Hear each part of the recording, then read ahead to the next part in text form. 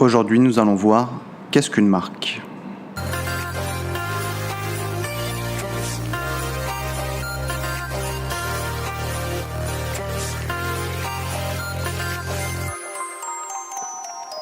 Bonjour à tous, c'est Kevin, bienvenue sur ma podcast. Pour ceux qui ne me connaissent pas, je m'appelle Kevin, ça fait 13 ans que j'habite à Hong Kong. J'ai travaillé pendant 4 ans pour une grosse société qui faisait du mobilier pour les magasins de luxe.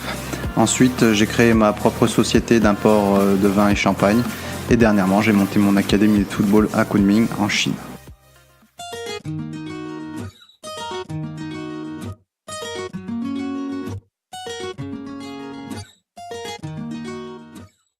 Une marque, c'est quoi ?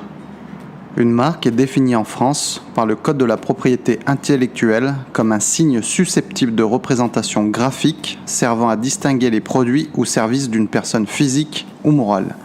Ouf, ça m'a fait mal à la tête tout ça. Pour faire un peu plus simple, une marque, c'est un signe distinctif qui permet au consommateur de distinguer le produit ou service d'une entreprise de ceux proposés par la concurrence. Une marque peut être matérialisée par un nom propre, un mot, une expression, un symbole visuel, un son. La marque constitue un repère pour le consommateur et éventuellement une garantie de qualité et de service. Aujourd'hui, on estime à 300 millions le nombre de marques et entreprises dans le monde. Les marques ont été créées à la base pour que le consommateur puisse facilement reconnaître les produits. Et petit à petit, c'est devenu aussi un gage de qualité. On utilise souvent le mot marque car une marque est un ensemble d'éléments combinés tous ensemble. Par exemple, Nike, Puma, Adidas, Apple, GoPro sont des marques, mais également des entreprises. 3 aspects constituent une marque. L'aspect physique, les produits, véhicules, marketing, communication. L'aspect mental, l'expérience que tes clients vont percevoir. Et l'aspect socioculturel, c'est tout ce qui influence ton prospect. Par exemple, les tendances.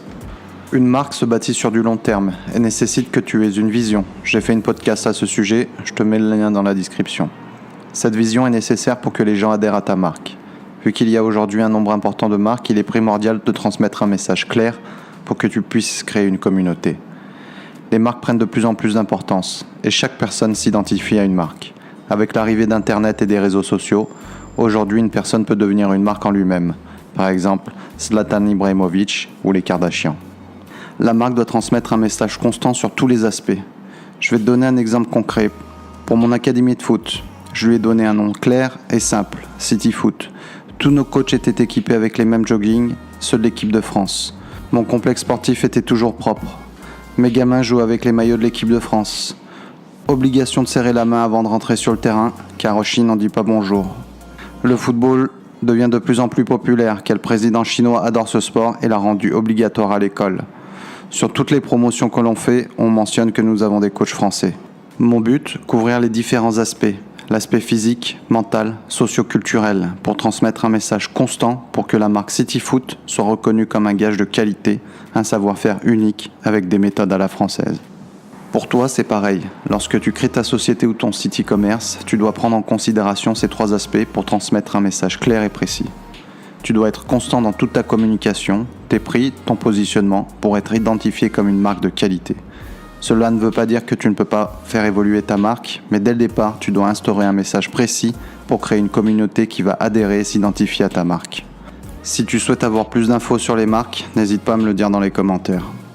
Pour conclure, une marque est un ensemble d'éléments combinés ensemble dans un but de transmettre un message clair et précis. L'objectif, créer une communauté qui adhère à ta marque. La marque regroupe 3 aspects importants. L'aspect physique, les produits, la communication, le marketing. L'aspect mental, l'expérience que tes clients vont percevoir. L'aspect socio-culturel, c'est ce qui influence ton prospect. Et n'oublie pas, la première personne qui représente ta marque, c'est toi. Je te remercie de m'avoir suivi jusqu'au bout. Si tu as des questions, n'hésite pas à les poser dans les commentaires. Oublie pas de t'abonner et de lâcher un petit like, c'est gratuit et ça fait toujours plaisir. Sur ce, je te dis à demain, sois fort, ciao ciao.